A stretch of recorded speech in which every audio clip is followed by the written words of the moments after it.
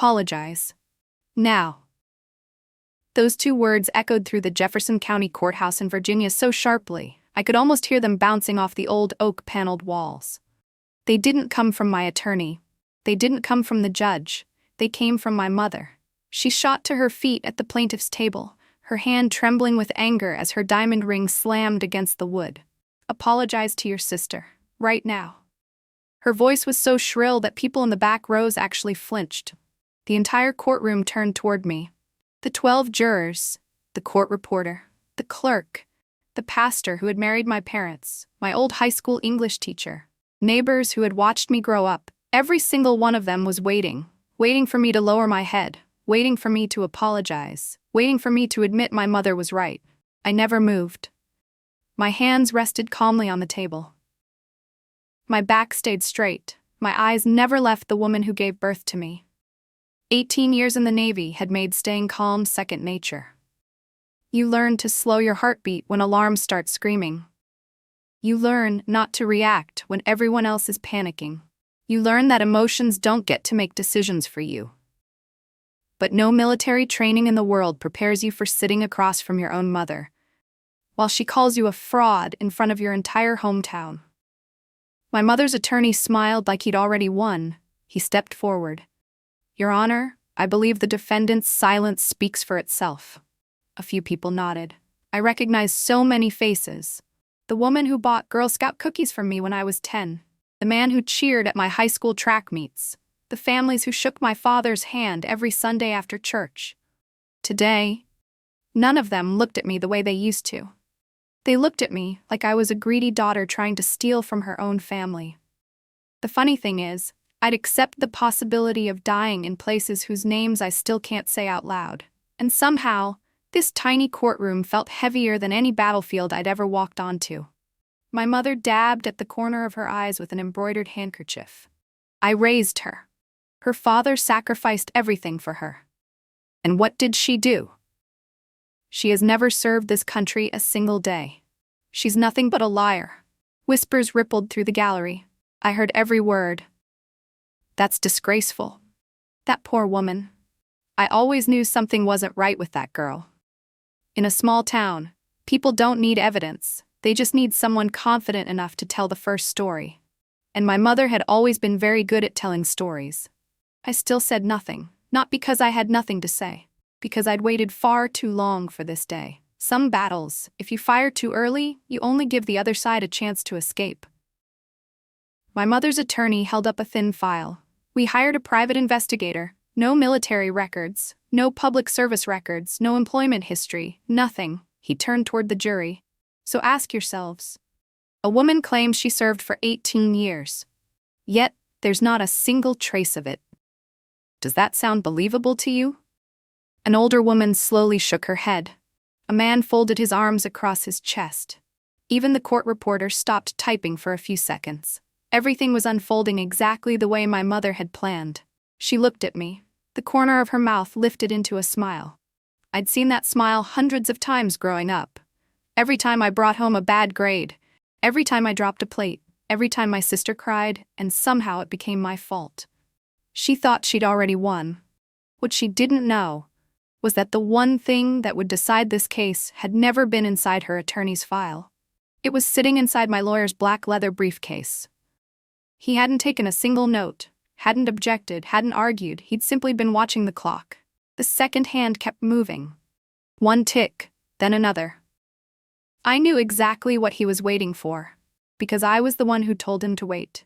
The military taught me something most people never learn. The impatient almost always mistake silence for weakness. In reality, the quiet person is often just waiting for the right moment. It's a mistake people make every day. They feel the need to prove they're right immediately, to fire back the instant they're insulted, to win every argument. But sometimes, the biggest victory comes from letting the other person keep talking, letting them put every word on the record, letting them build the trap before they step into it themselves. My mother never understood that. The more she talked, the higher the price she was about to pay. Your Honor. My attorney finally stood. He didn't raise his voice. He didn't sound offended. He simply straightened his tie, opened his briefcase, and removed a thick white envelope. There was no law firm logo, no return address, only an embossed seal and a crimson stripe running down the left edge. Even from where I was sitting, I saw the judge hesitate, just for a fraction of a second. My attorney walked to the bench, placed the envelope in front of him, then stepped back without saying another word. The atmosphere inside the courtroom shifted. The hum of the air conditioner suddenly seemed louder. The court reporter's keyboard fell silent. Somewhere in the back, a chair creaked as someone adjusted in their seat. The judge stared at the envelope for a long moment. He didn't open it. Instead, he slowly ran his fingertips across the embossed seal, almost as if he wanted to make sure his eyes weren't deceiving him. Then, he broke the seal, pulled out the first page. His eyes moved down the document. 1 second, 2, 3. I watched his jaw tighten.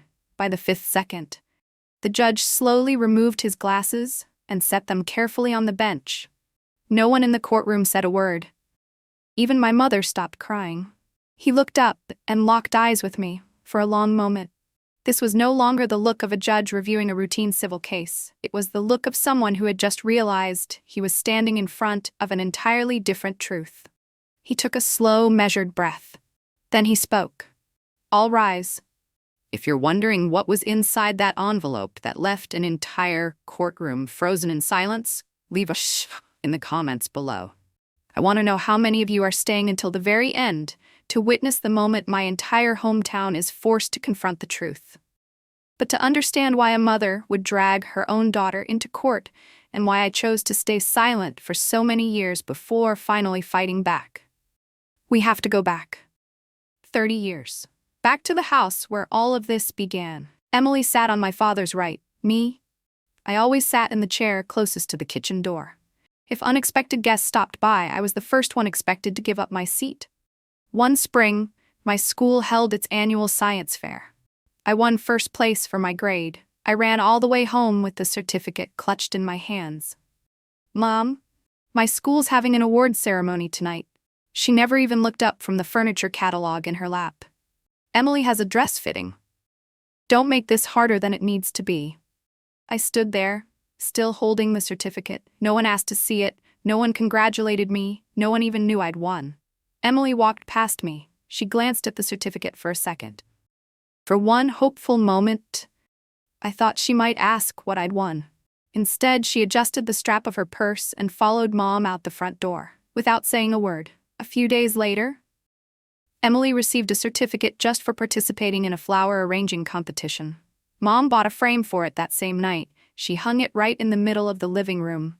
Every visitor who came through the house heard the story. That was when I finally understood. In our home, hard work didn't determine your worth. Being the favorite did.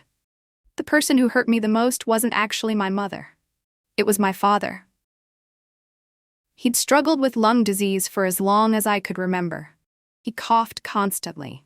Every winter, the oxygen machine hummed through the night. More than once, I'd catch him standing outside the kitchen doorway, like he wanted to say something, like he wanted to stop her. But in the end, he would lower his eyes and quietly return to his recliner by the window. As a little girl, I resented him. I kept asking myself, if Dad loved me, why didn't he protect me? Years later, I finally understood something I couldn't have understood as a child. Some people aren't short on love. They're short on the strength it takes to stand up to the person controlling everything. That doesn't make them right. But it doesn't make the story as simple as a child believes either. One autumn evening, I was doing homework in my room when I heard a soft knock. Dad stepped inside. He placed a small lunchbox on my desk. Inside were 2 chocolate chip cookies. "Don't let your mother see?" He smiled, a tired smile. They were giving them out in the hospital cafeteria. I couldn't finish mine. I knew he was lying. My dad loved sweets. He'd simply given me his share. That was the first time I realized. Some people love you with everything they have. They just don't know how to love you out loud. Sundays were even harder. After church, Mom usually invited a few families from the congregation over for lunch. The smell of roasted chicken and fresh-baked bread filled the kitchen.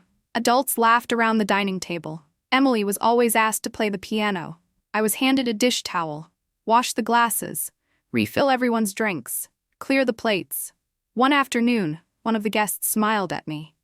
"So, what grade are you in now?" Before I could answer, my mother laughed. "Oh, she's not nearly as interesting as her sister." The room erupted in polite laughter. I kept wiping the same glass. No one noticed that my hands were shaking. That's the most dangerous thing about growing up with constant favoritism. Eventually, you stop hoping to be loved the same way. You just hope they won't dislike you any more than they already do. Maybe that's why I learned to stay quiet. Quiet when I was compared. Quiet when I was blamed for things I didn't do. Quiet when my accomplishments were treated like they didn't matter. Ironically, that same silence would one day become the reason I survived in the military. Life has a strange sense of humor. Sometimes, the thing that hurts you the most becomes the very skill that keeps you alive somewhere else. The spring I turned 16. Everything changed. I was walking past the magazine rack outside a grocery store when something caught my eye. A Navy recruiting magazine. On the cover stood a female naval officer on the deck of a warship. The sun was rising behind her. I stood there staring at that picture, not because of the uniform, not because of the rank, but because of the look in her eyes. She looked like someone who knew exactly where she belonged. For the first time in my life, I asked myself a question I'd never been brave enough to ask before. If I leave this house, is there somewhere out there where I actually belong? That single question changed the course of my entire life. I never told anyone about the recruiting magazine. I folded it in half and hid it beneath the old mattress in my bedroom. It became the first secret that truly belonged to me. In that house, a secret was the only thing my mother couldn't take away, as long as she never knew it existed. Over the next few weeks, every afternoon after school, I walked nearly 2 extra miles to a small Navy recruiting office tucked inside a neighborhood shopping center. At first, I never went in. I'd stand across the street, watching the American flag sway above the entrance, watching teenagers in jeans walk through those doors and come back out wearing smiles that looked a lot like hope. I kept wondering, would I ever be brave enough to walk through that door myself? One rainy afternoon, I finally did. The office smelled like fresh coffee, printer paper, and floor polish. A man in his 40s looked up from his desk. He didn't notice my faded clothes. He didn't stare at my worn-out sneakers. He simply smiled. "Can I help you?" I still can't explain why, but those 5 simple words nearly brought me to tears. For years, people had only asked me what I'd done wrong. That was the first time anyone had ever asked what I needed. The recruiter introduced himself as Petty Officer Grant. He didn't make grand promises. He didn't try to sell me some glamorous version of military life. He simply pulled out a chair. "Have a seat." Then he handed me a packet. "Read all of it. If you still want to come back next week, then we'll talk." No pressure, no sales pitch, just respect, something I'd never received inside my own home. Over the next few months, I prepared in silence, school every morning, a part-time job at the library every afternoon, long runs every evening after the neighborhood lights came on. My route took me past the old church, past the baseball field where kids were still playing, past the bakery that always smelled like warm butter and fresh bread. No one knew. Every mile I ran was carrying me one step closer to freedom. The hardest part wasn't the physical fitness test. It was hiding everything from my mother. Emily started getting suspicious. One night, she walked into my room without knocking. "Why are you running so much?" I shrugged. "Just trying to stay in shape." She studied me for a long moment. Then she smiled. "If Mom finds out you're up to something again, you're dead." Those words kept me awake all night. The next morning, I moved every document I had into a locked cabinet at the library where I worked. After that, I never kept anything important in the house again, because by then, I'd learned something. The most dangerous person isn't someone who hates you. It's someone who genuinely believes they own your future. 3 months later, I passed every test. The day I signed my enlistment papers, my hand shook so badly I almost misspelled my own name. Petty Officer Grant looked at me and smiled. "Nervous?" I laughed quietly. "A little?" He closed the folder, looked me straight in the eye, and said something I've carried with me ever since. "No one is born brave. People just decide to keep moving, even while they're terrified. That's the difference. The day I took my oath, my family wasn't there. There was no applause, no cameras, just a handful of strangers standing beside me, raising their right hands and repeating the same words. And yet, I'd never felt like I belonged anywhere more than I did in that moment.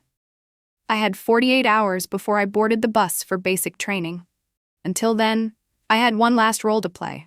My mother still believed I was preparing for an interview at a dental office owned by one of her friends. She'd even bought me a cream-colored blouse. "You should be grateful. At least somebody's willing to hire you." I nodded. "Yes, Mom." For the first time in my life, I didn't argue. Not because I agreed with her, because I finally had a way out. My last night in that house, I barely slept. The old wall clock ticked steadily through the darkness. My father's oxygen machine hummed softly down the hallway. Close to midnight, there was a gentle knock. Dad stepped into my room. He sat quietly on the edge of my bed. For almost a full minute, neither of us said a word. Then he reached into his shirt pocket and pulled out a small envelope. Inside were several carefully folded $20 bills.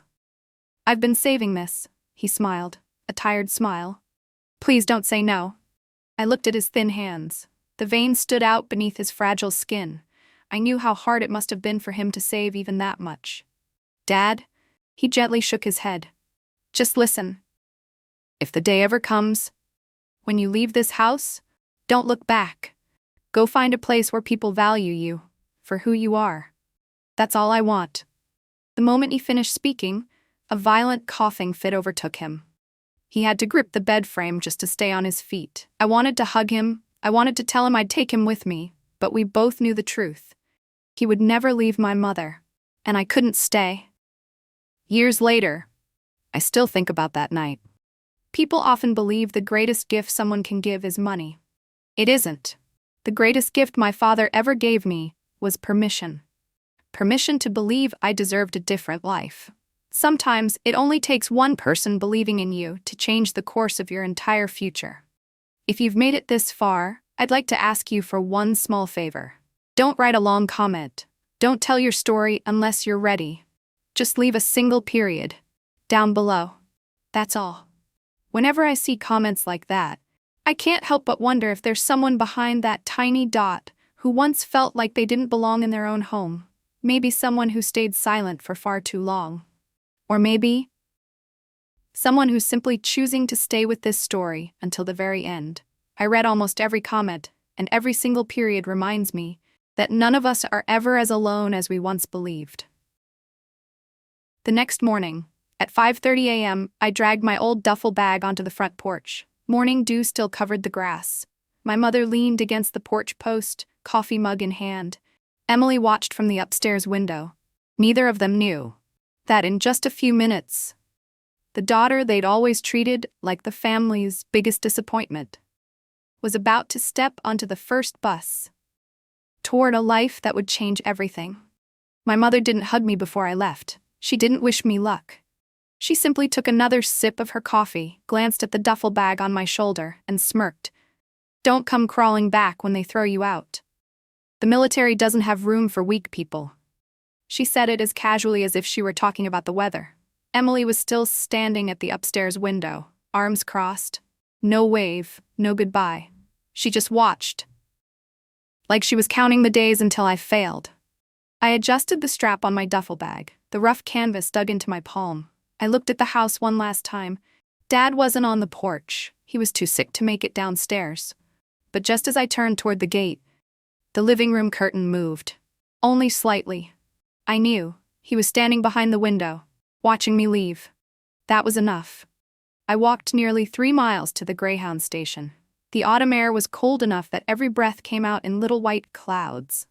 Yellow leaves skittered across the sidewalk with the wind. When the bus finally pulled away, I chose a seat in the very back, rested my forehead against the cold glass, and watched my hometown disappear behind me. I didn't feel victorious. I just felt empty. People think leaving a toxic family feels like instant freedom. It doesn't. You still carry every insult, every doubt, every voice that ever told you you weren't enough. The only difference is, for the first time, you have the chance to put those burdens down. 2 days later, I arrived at basic training. The first whistle blew at 5 in the morning. Everything happened so fast I barely had time to think. Haircuts, uniform issue, medical exams, formation, running, rules. The drill instructors' voices echoed across the training grounds. Move. Faster. Eyes front.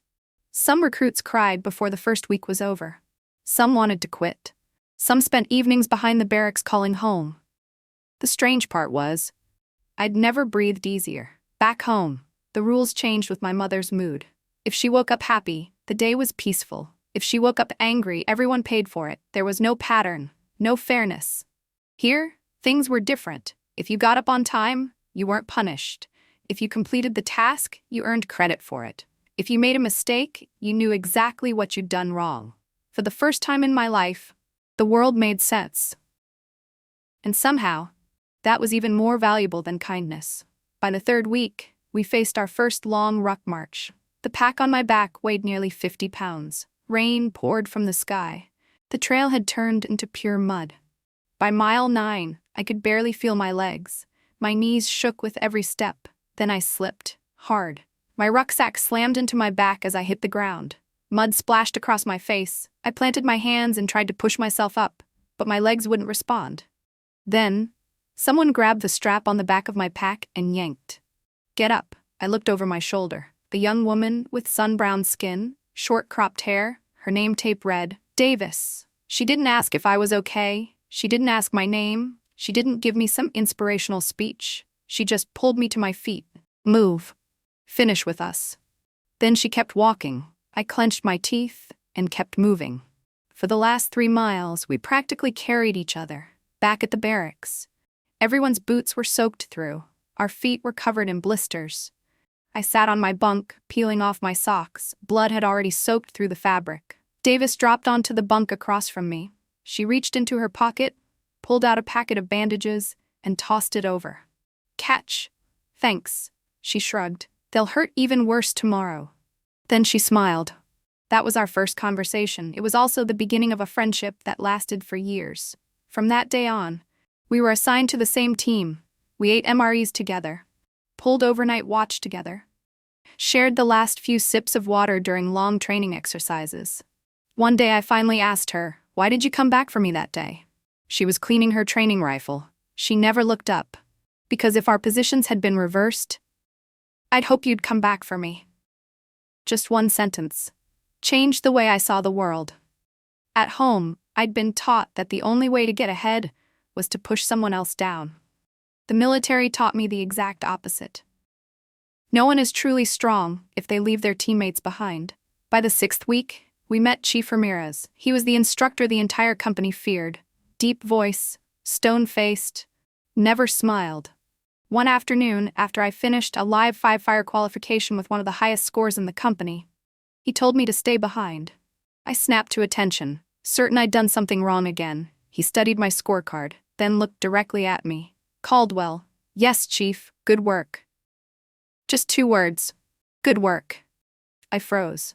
Chief Ramirez must have thought I hadn't heard him, so he said it again. You earned it. Then he walked away. I stayed exactly where I was, not because I was proud, because I had just realized something. In the 18 years before that moment, not one adult had ever looked me in the eye and told me I'd done a good job. That night, I lay awake on the top bunk. The ceiling fan turned slowly overhead.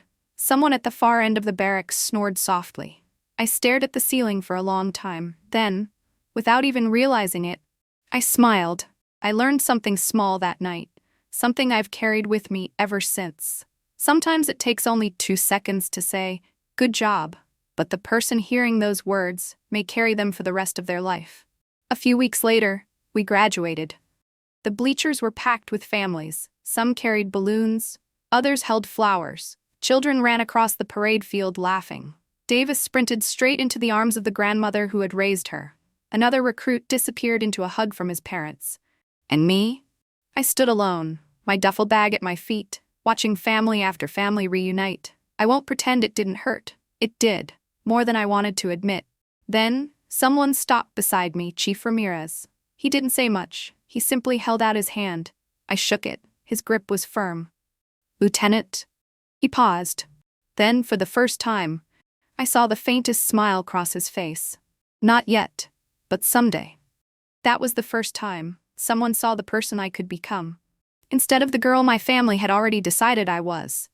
What I didn't know then was that the road ahead would be far longer than I imagined, and the price of wearing that uniform would cost far more than I was prepared to pay. After graduation, I received my first assignment in Norfolk, Virginia. For the first time in my life, I finally had a place that felt like home. Not because the room was anything special, it wasn't.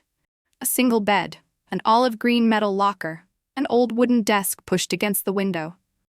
Every morning, I'd wake up a few minutes before my alarm, boil water, make a cup of instant coffee, then sit by the window and watch the sun slowly rise over the harbor. Seagulls drifted overhead. Ship horns echoed across the water. I'd sit there for just a few minutes before the day began. Only a few minutes. But they were the first truly peaceful minutes I'd ever known. The Navy gave me a lot, a roof over my head, a career, a purpose.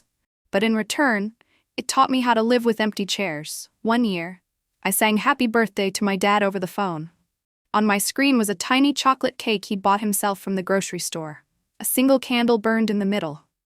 Another year, I was eating an MRE during duty watch while my family posted Thanksgiving photos around the dinner table. Then came Christmas. One by one, people from my unit rolled their suitcases across the parking lot. One sailor scooped up his little boy. Another kissed his wife before climbing into the car. No one asked why I was staying behind. They already knew. I stood outside the barracks, waved goodbye, then headed back inside to finish my watch. I still remember that Christmas Eve. The barracks were almost completely empty. My footsteps echoed through the long hallway. I opened the small refrigerator in the duty office. Inside, there was one frozen lasagna and a single can of soda. I slid the meal into the microwave. The door clicked shut. The glass plate began its slow rotation. 3 minutes, 2, 1. Then, ding! The sound seemed impossibly loud in the empty room. I carried the tray over to the table beside the window. Outside, snow drifted quietly through the darkness. Flakes settled across the parking lot. Not a single car remained. It looked strangely enormous. Just yesterday afternoon, it had been packed with my teammates' vehicles. Now, almost everyone was home. I had just cut into the lasagna when my phone vibrated. Dad, not a phone call, just a text. "Merry Christmas, kiddo." Attached was a photo. He was sitting in the same old recliner, his oxygen machine beside him. A tiny Christmas tree glowing with a few colored lights, his familiar coffee mug resting on the wooden side table. I stared at that picture for a long time. Then I tapped the video call button. He answered almost immediately. "You eaten yet?" I glanced down at the untouched lasagna. "Yeah," he smiled. A small, knowing smile. "Don't lie to me." The call came at 2:17 in the morning. My secure phone vibrated against the metal desk in my office. I was reviewing a stack of briefing documents for the morning meeting. The screen displayed only one line. American Red Cross, emergency message. My heart sank. In the military, calls like that almost never bring good news. I answered. A family assistance officer spoke softly on the other end. "Caldwell, I'm so sorry. Your father passed away." I didn't respond. For nearly 10 seconds, I couldn't fully process what she'd just said. I slowly sat down. My eyes drifted to the cup of coffee on my desk. It had gone cold. No steam, no warmth, just like my father's life. Quiet, steady, then gone. My commanding officer came into the office a few minutes later. He sat across from me. He didn't ask many questions. He simply rested a hand on my shoulder. I tried. "But with the operation you're assigned to, emergency leave wasn't approved." I gave a small nod. I understood. In the military, some missions are bigger than one person's grief. Nobody likes that reality. But everyone who puts on the uniform accepts it. I walked back to my desk, opened the top drawer, and took out an old cell phone I'd kept for years. There was only one voicemail saved on it, my father's. I pressed play. His voice was weak. Behind it, I could hear the steady hiss of the oxygen machine. "Ash, I've taken care of everything. Don't let them break you." That was all. No goodbye. No long speech. It was exactly who my father had always been, a man who spent far more of his life doing than talking. I played the message again, then again. The third time, I noticed something I'd never heard before, the quiet creak of his old recliner behind his voice. I closed my eyes, and suddenly I was back in that living room, the worn brown recliner, his coffee mug on the little wooden table, morning sunlight filtering through the curtains. That was where he'd always waited whenever I came home on leave. I didn't cry. Not yet. I just sat there. Someone once told me soldiers aren't supposed to cry. That isn't true. We cry. We just learn where and when. I stepped outside, walked to the railing behind the building. The ocean wind hit me hard. Out beyond the harbor, the sun hadn't risen yet. Only the lights from the ships reflected across the black water. I lowered my head and let myself cry for exactly 90 seconds. After that, I wiped my face, took one slow, steady breath, and went back to work. Not because I didn't care, because that's exactly what my father would have wanted me to do. 3 days later, his funeral was held back home. I couldn't be there.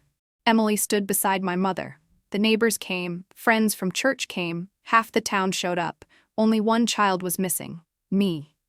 My mother turned my absence into the centerpiece of the service. She told everyone I was too busy to come home and say goodbye to my own father. She said the military had changed me, that it had made me cold. People who didn't know the truth nodded with sympathy. They looked at my mother as though she were the one who'd been abandoned. I didn't learn any of that until later. An old friend from town told me what had happened. Strangely, I wasn't angry anymore. I was just sad. Sad that my father had spent his entire life with someone who saw every tragedy as another performance. 2 weeks after the funeral, I got a call from an attorney. He introduced himself. "My name is David Reynolds. I worked with your father." He asked to schedule a secure video call. I assumed it was the usual estate paperwork. It wasn't. The moment the call began, he opened an unusually thick case file. "I think there's something you need to know. Your father started putting all of this in place years ago." I frowned. "Years ago?" The attorney nodded. Then he opened a much thinner folder. Carefully, he slid a photograph toward the camera. "This was the last time your father came into my office." The image had been taken by a security camera. My father sat at a wooden desk. He was coughing so hard he had to put his pen down more than once. His hand trembled as he signed each page. But from beginning to end, he never once asked what he would receive. The only question he asked me was, "Will this protect my little girl?" The attorney gave me a sad smile. When he learned his illness couldn't be treated, the thing he worried about most wasn't himself. It was you. Then he placed another document in front of the camera. A copy of an irrevocable trust, an independent trust. Years before his death, every asset he owned had already been transferred into it. The house, his savings, his investment accounts. Everything. None of it was in my mother's name. None of it could be changed after he died. I sat there in silence. For the first time, I finally understood my father's last words. "I've taken care of everything." He wasn't talking about the hospital. He wasn't talking about his funeral. He was talking about me. He knew exactly what would happen after he was gone. He knew my mother would do everything she could to cut me out. So he had prepared. Long before anyone realized why. The attorney looked down at the file one more time. Then back at me. "There's one more condition. The estate will be divided equally between both children. But only if each of them can prove they've maintained lawful, continuous employment for the past 10 years. I looked at him. At first, I didn't understand. Then everything clicked. Emily had never managed to keep a job for more than a few months. Me? I'd served continuously for years. My father hadn't played favorites. He wasn't trying to punish Emily. He was protecting the values he'd believed in his entire life.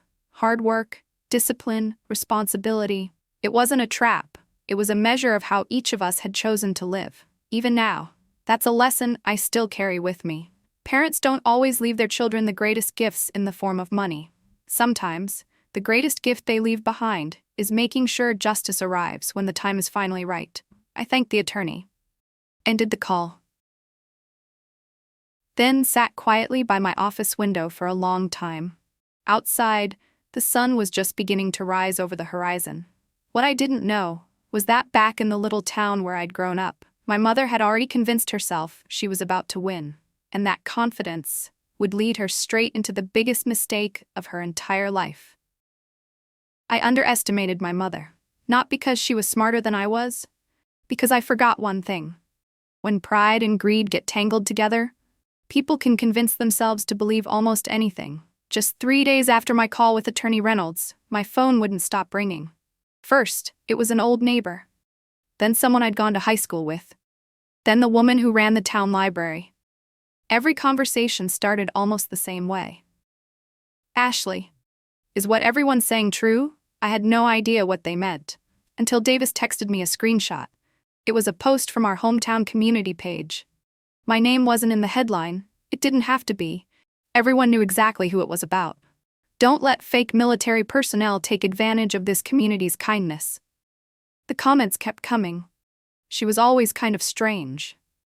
I've never once seen her in uniform. I feel so bad for Mrs. Caldwell. Then one comment made me stop scrolling. If she really served, why isn't there a single record of it? I set my phone down, looked at the coffee on my desk. The surface hadn't moved. Neither had I. Not because it didn't hurt, because years in uniform had taught me something. Rumors are like ocean waves. If you try to fight every single one, you'll exhaust yourself long before the sea becomes calm. A week later, my mother called. I stared at her name on the screen for a long time. Before answering, she didn't bother saying hello. She went straight to business. "I'm giving you one last chance. Sign away your inheritance, and this all goes away." I leaned back in my chair. Rain slid slowly down the office window. "I haven't done anything wrong," she laughed. "You're still putting on this act." The investigator checked everything. No military records, no employment, no tax history. "Who exactly do you think you're fooling?" I couldn't help smiling. Because in that moment, I realized she'd done something dangerous. She no longer suspected her own story. She believed it. She believed it, completely. I answered with only 4 words. "Okay, Mom." Then I hung up. That afternoon, Attorney Reynolds came to see me. He carried a thick stack of legal documents, set them on the table, then looked at me. "We've officially been served." I opened the file. Exactly what I expected. My mother was asking the court to declare me a fraud, to remove me from the trust, to transfer every dollar of my father's estate to Emily. The attorney met my eyes. "We can end this very quickly." He picked up a pen, tapped a single document, and said, "If you're willing to authorize the release of part of your service record, we can end this today." I shook my head. Attorney Reynolds looked surprised. "Why?" I stood up, poured myself another cup of coffee. The smell filled the room. Outside the window, a police cruiser rolled past. Its flashing lights reflected across the rain-soaked pavement. "I don't want to win quickly. I want this to be over." For good. He stayed silent. I turned back toward him. "If I reveal the evidence now, my mother will withdraw the lawsuit. She'll cry. She'll say it was all a misunderstanding. And 6 months from now, we'll be right back here again. I can't live through that one more time." Reynolds gave a slow nod. Now he understood. The military taught me a rule I've never forgotten. Don't destroy the target the moment you see it. Watch. Gather information. Let the other side reveal exactly what they're trying to do. Then act. I wanted my mother to carry every lie she'd told into that courtroom herself. I wanted her to swear an oath, to repeat those lies in front of a judge, to turn her own words into evidence. Because once that happened, the truth would no longer be an argument between a mother and her daughter. It would become part of the official court record. That's how you end something permanently. Over the next several weeks, I barely responded to any of the attacks. My mother told her story at church, at the grocery store, at the women's club. Everywhere she went, she repeated the same version. That I'd faked my military service, that I was a fraud, that I was trying to steal from my own family. The frightening part was, a lot of people believed her. Not because they hated me, because they'd only heard one side. That's another lesson life taught me. The truth usually walks. Rumors run. If you spend your life chasing every rumor, you'll never catch them all. Sometimes, the smartest thing you can do is let time and the truth do their jobs. One evening, I came home after work. Davis was sitting outside my apartment. She held 2 cups of takeout coffee. "Knew you probably skipped dinner again." I laughed. We sat together on the front steps. Neither of us said much. After a while, she asked quietly, "Are you scared?" I looked across the courtyard. The maple leaves had started turning red. "Yeah. But I'm not afraid of losing." I paused. "I just wish..." Dad were still here to see the truth come out. Davis didn't offer advice. She didn't tell me everything would be okay. She simply rested her shoulder against mine. That's what I always appreciated about her. Not every kind of pain needs words. Sometimes, it only needs someone willing to sit beside you. 1 week before trial, Attorney Reynolds called. His voice was calm. We've received notice. The plaintiffs have requested a public trial with a jury. I smiled. It was exactly what I'd been waiting for. That night, I took my navy blue suit out of the closet, carefully brushed every crease. Then I slipped an old note card into my briefcase. I'd carried it with me for years. Only one sentence was written on it, in my own handwriting. Dad took care of everything. I folded the card, placed it in the inside pocket, then turned out the light. The next morning, I'd walk into the courtroom, the place where my mother believed she was about to destroy my life. What she didn't know was that she was about to destroy the entire world she'd spent decades building with her own hands. I was pulled back to the present as the judge gently set his wooden gavel on the bench. All rise. The entire courtroom was on its feet almost instantly. Wooden chairs scraped across the stone floor. No one spoke. The judge carefully folded the Department of Defense documents. He removed his glasses, then looked directly at me. This court confirms that the defendant served continuously in the United States Navy. He paused, then continued. Her service records do not appear in civilian databases because they are protected under federal law. Silence. No whispers. No pens moving across legal pads. Even the ticking wall clock suddenly sounded louder. The first person to lower her head was my old English teacher. She slowly removed her glasses, quietly wiped at the corner of her eyes. My old Little League coach placed a hand over his heart and gave me a small nod. No one apologized, but sometimes, silence tells the truth better than words ever can. My mother's attorney flipped through the documents, page after page, with every turn. His hands shook a little more. Finally, he closed the file, turned toward my mother. His voice had become almost a whisper. Mrs. Caldwell, I strongly advise you to withdraw this case. She didn't answer. She simply stared at the white envelope resting on the judge's bench. The embroidered handkerchief slipped from her fingers. It landed softly on the stone floor. She never reached for it. It was the first time in my entire life I'd seen my mother completely lose control. Not because she was crying, because she no longer knew what role she was supposed to play. The judge watched her for several long seconds. Would you like to amend your sworn testimony? My mother's lips parted. No words came out. She looked around the courtroom. The woman she met for coffee every Saturday morning quietly looked away. The pastor lowered his eyes. No one was looking at her anymore. Slowly, she bent down to pick up her handkerchief. Her hands shook so badly, she couldn't even fold it. In that single moment, I knew it was over. Not because I'd won, because for the first time in her life, my mother had been forced to face herself. The judge struck the gavel. Court dismissed. People quietly filed out of the courtroom. No one stopped beside my mother. No one comforted her. No one placed a hand on her shoulder. Only the fading sound of footsteps echoed down the hallway. I picked up my canvas bag and walked toward the exit. Emily was standing at the far end of the hallway. She didn't run to me. She didn't cry. She didn't even say my name. She simply stood there, her fingers tightly intertwined. As I drew closer, she finally opened her mouth. Then she closed it again, as if there were 100 things she wanted to say, and no idea where to begin. Her eyes dropped to her shoes, then lifted back to mine. Finally, she gave the smallest nod. I nodded back. Neither of us spoke. Some relationships eventually become too broken for words. Sometimes, a single nod is all that's left, and somehow, that's enough. I walked down the courthouse steps. Early autumn sunlight washed across the square. Davis was leaning against her blue pickup truck, 2 Americanos in her hands. She held one out to me. Coffee's still terrible. I laughed. Yeah. But today, I don't think I'd notice. We sat together on a wooden bench across from the courthouse. We never talked about the lawsuit. We never talked about my mother. We simply watched red maple leaves drift across the courtyard. Several months later, the scholarship fund my father had dreamed about officially opened. The ceremony was small. Only a few dozen people attended. The first student to receive the scholarship walked over and shook my hand. "Ma'am, did your dad serve?" I looked at the small framed photo of my father beside the bronze plaque, then smiled.